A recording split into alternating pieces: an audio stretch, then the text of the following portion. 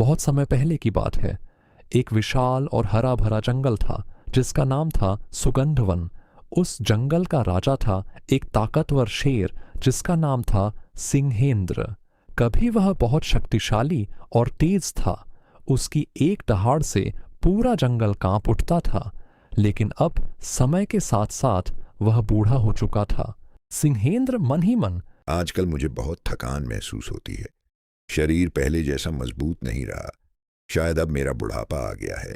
काफी सोचने के बाद सिंहेंद्र ने फैसला किया कि वह जंगल के किनारे रहने वाले एक ज्ञानी संत के पास जाएगा जिनकी बुद्धि के बारे में पूरे जंगल में चर्चा होती थी। कुछ देर बाद वह संत के आश्रम पहुंच गया। अरे सिन्हेंद्र, आओ, आज तुम यहाँ कैसे आ गए? गुरुदेव, मैं आपसे एक सवाल पूछने आया हूँ। क्या आप मेरी शंका दूर कर सकते हैं? जरूर पुत्र, पूछो, क्या जानना चाहते हो? गुरुदेव, मुझे आजकल बहुत कमजोरी महसूस होती है। शरीर में पहले जैसी ताकत नहीं रही। ऐसा क्यों हो रहा है? सिन्हेंद्र, यह प्रकृति का नियम है। जब शरीर जवान होता है तो उसमें ताकत होती है, लेकिन समय के साथ साथ बुढ़ापा आता है और ताकत कम होने लगती है।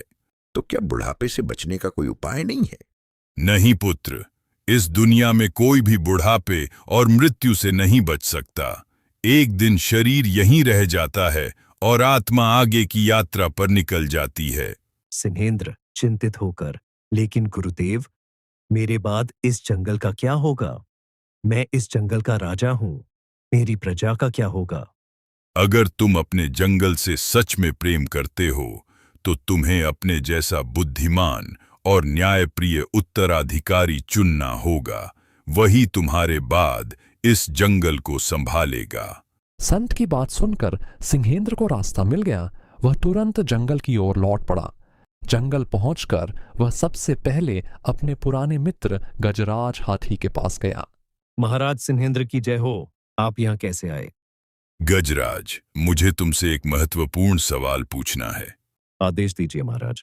अगर मैं इस जंगल का राजा न रहूं तो तुम्हारे अनुसार कौन इस जंगल को संभाल सकता है? महाराज, यह सवाल थोड़ा कठिन है, लेकिन अगर सोचूं तो जंगल में 3 ऐसे जानवर हैं जो काफी समझदार हैं। कौन है वे 3?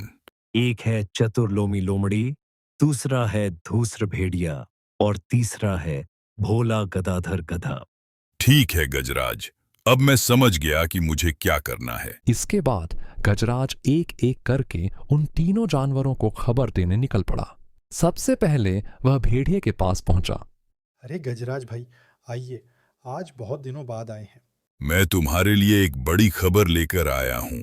जल्द ही जंगल में नया राजा चुना जाएगा।